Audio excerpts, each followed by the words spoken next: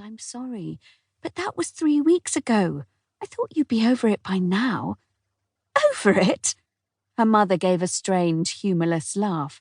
"We discover that you've been sneaking out of the house in the middle of the night with a bunch of ogres, trolls," Suzy corrected her, "to deliver mail to other planets.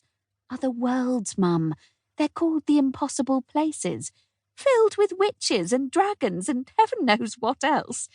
A lot of them are friendly, and that your life has been in danger," her mother continued. "You were in a train crash and an earthquake.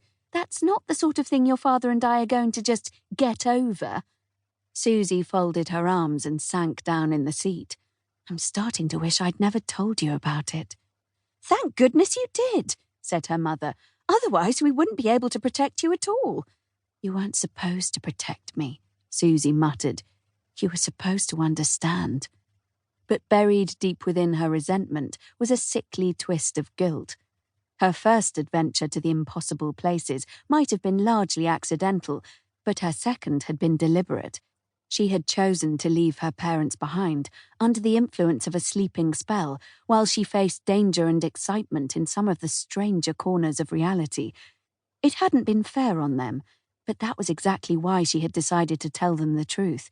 She had expected a little shock and disbelief at first, but she hadn't expected them to panic, and then to keep panicking for 3 weeks solid. They had confiscated her postal uniform, her delivery satchel, and her copy of The Knowledge, the encyclopedic handbook for all impossible postal operatives. And when an invitation to rejoin the crew on their delivery rounds had appeared last week via remote spell, her parents had refused to let Suzy reply. They hardly let her out of their sight anymore, except to go to school. For the first time in her life, Suzy was grounded. She hated it. Why couldn't she make them understand? Yes, the Impossible Places were bizarre and sometimes dangerous, but they were also wonderful. She had experienced things there that she wouldn't have been able to imagine just a few months ago. She had befriended ghosts, met a king, battled a giant robot, and saved an entire city from destruction. And she hadn't done any of it alone, because she was part of a crew now, the crew of the Impossible Postal Express, the fastest troll train in existence. She had saved their lives, and they had saved hers several times over. They were her friends, and she missed them. The possibility that she might never be allowed to rejoin them filled her with dread. Which was why, the day before yesterday, she had proposed a plan she hoped would fix everything. With her parents' permission, she had returned the crew's invitation with one of her own, an invitation to dinner.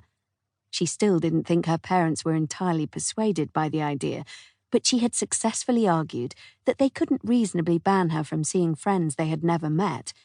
This was the perfect opportunity for them to get to know the crew and learn more about being a postie. She was sure that once they really understood what she had been trying to tell them, they would drop their objections. At the very least, they might finally learn the difference between trolls and ogres. But that meant that tonight had to go perfectly. It was her best, and possibly last, chance to change their minds. If she failed, she might never see the Impossible Places again.